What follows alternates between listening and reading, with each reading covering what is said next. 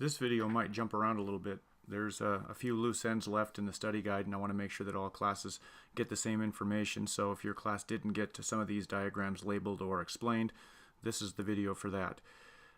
This page has at the top up there our covalent bond. I know that all classes got some information on covalent bonds, hydrogen bonds, and ionic bonds, but the picture that's in the middle here is actually a picture that is explaining how or what chemical reactions are. We talked about 3 different kinds of chemical reactions as a bell ringer, and this picture is showing 2 out of those 3.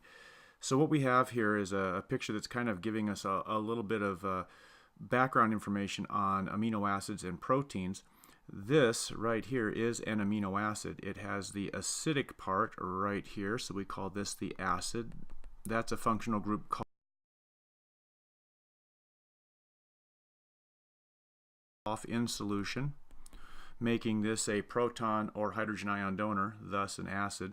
Over here we have the nitrogen. This is an amine, so that makes this an amino acid. Now let me erase some of that stuff so it's out of our way here so it doesn't look too bad. There we go. And so this is an amino acid. Notice the R group right up here. The R group is a variable group. I told you in a previous video that there are 20 different amino acids. There are 20 different types of R groups that could exist there. They're just showing us in this example that it's just any amino acid. Well, we can take one amino acid and we can take another amino acid, and using the specific enzyme we can do a reaction that is actually going to pull off this water right here. You can see that there's 2 H's and an O, thus H2O. That's what we'll put in this little circle right here.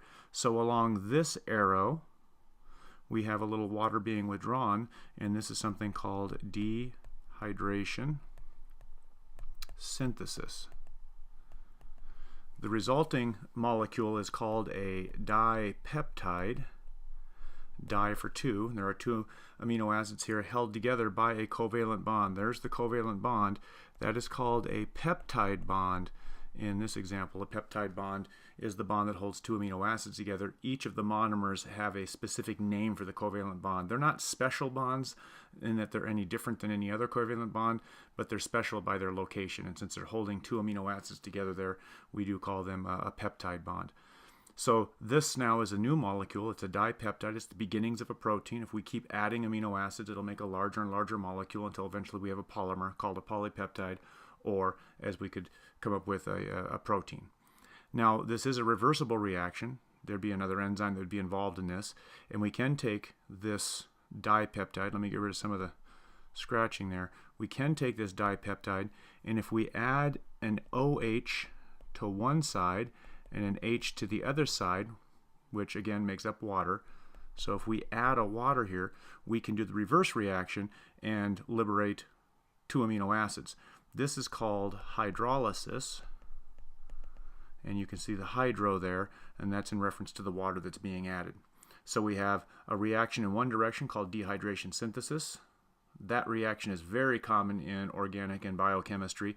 If I'm going to make a disaccharide called sucrose, it requires a glucose and a fructose to be glued together. Now that bond is also formed through dehydration synthesis. If I want to break sucrose down through a digestive process, there's an enzyme called sucrase, and that enzyme would then be used along with the addition of water to break that bond, forming the 2 monosaccharides. Now the picture down below kind of bridges that. If we're going to be doing these reactions, we need enzymes. And these 2 diagrams are showing what occurs in a similar reaction, one with an enzyme, one without an enzyme. This is the reaction without enzyme, and this is the reaction with enzyme. And really we have some reactants here, and we have some products down here. Same reactants, same products. It's the exact same reaction. They're starting off at the same level of energy. So this axis and this axis are the same thing, energy. And this is the progress of the reaction down here as the reaction is proceeding. And you can see we start at one point and we end at a certain amount of energy. In the other, with enzyme, we start at the same point and end at the same amount of energy. So nothing is different about these 2 reactions other than the amount of energy required to get the reaction started. So I've made quite a mess there, but what you can see is there's a very long or tall hump right here. So from here down to here, that's the amount of energy needed to activate this enzyme. Excuse me, not enzyme, but reaction. That is called the energy of activation. And so that's E sub A is how we would say that. Over here with the enzyme, we can see that that hump is a lot lower.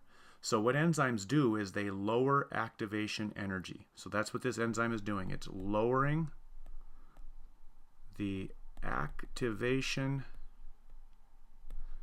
energy. And with that hump being lower, then the reaction can proceed at normal body temperature.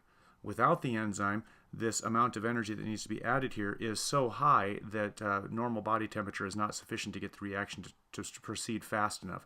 So our chemical reactions would be too slow or so slow that they wouldn't be functional. Now we did this as a bell ringer, so most of you have seen this, but in case you were absent, this picture is showing us exactly how the enzyme accomplishes that job. So we have the purple blob here. This is a globular protein. This is an enzyme. It's three-dimensional. That's what they're trying to show with the artistic rendition here. That three-dimensional globular shape makes this a functional protein, so it's still a protein. So this is an enzyme. It's a protein. It's a biological catalyst. These guys up here, this is the substrate. Substrate or reactants. These substrate molecules are going to interact with a very specific spot on this enzyme called the active site. The substrate interact with the active site, and something occurs called an induced fit that tweaks this area just ever so slightly so that there is enough thermal energy in the system so that a reaction or a new bond can be formed. Now, we're actually removing a water here, so if you remember from 2 pictures ago, we would call this a dehydration synthesis reaction. I'm going to abbreviate that here, dehydration synthesis, and we end up forming a new bond. So this is some sort of new chemical bond, a new covalent bond that didn't exist before. It's basically brought our 2 substrate molecules together, 1 and 2, and they're hooked together over here, 1 and 2. So we went from, for instance, if these were amino acids, amino acid 1, amino acid 2, to amino acid 1 and amino acid 2 being linked together into a dipeptide. Now these little molecules could be anything. We could have these be 2 glucose molecules. If they were glucose molecules, the resulting molecule over here would be maltose. Regardless, the point of this is that once the substrates have been reacted together, we get the enzyme back unchanged, and it's able to go back over, grab 2 new substrate molecules, and complete this process over and over again. So what this does is it lowers the activation energy, and that's what this little red arrow right here is representing, the energy of activation. How much energy do we have to add to the system? And it's a very small amount because the enzyme is present. So this speeds up the reaction tremendously. And that's the main point of these biological catalysts, to speed up reactions. Okay, finally in this section, the section is ending with what kind of work do cells have to get done? And so there's 3 pictures here that are showing us things that cells have to do. These are things that require the cell to actually spend some energy, to spend some ATP. In our textbook, whenever you see this little splash, it's going to be an ATP molecule. So the cell is going to spend some ATP here. It looks like what the cell wants to do is it wants to move these round circles across the membrane to the outside. So this is some sort of molecule. I would assume that it's a charged molecule because it doesn't look like it can cross the membrane without some help. So we've got a little carrier protein here. This is a carrier protein. This is one of the jobs that proteins can do. So this purple thing is a carrier protein.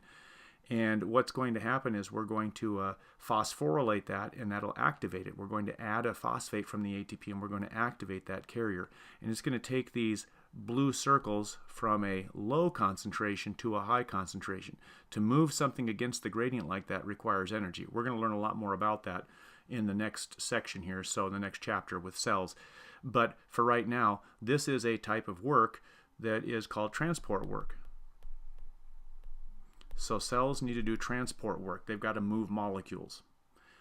The second picture, the middle picture here, is showing us that ATP is used to take a cell and shorten it. So this must be a muscle cell. It looks like, based on the shape there, that this is smooth muscle, and that's what muscles do. They contract. For that muscle cell to contract, there has to be a lot of ATP interacting with some of the microfilaments in there called actin and myosin, and it causes it to shorten. This is mechanical work. So some of the work that a cell needs to do is mechanical work. And then down here, we can see that we're doing some sort of work where a molecule is changing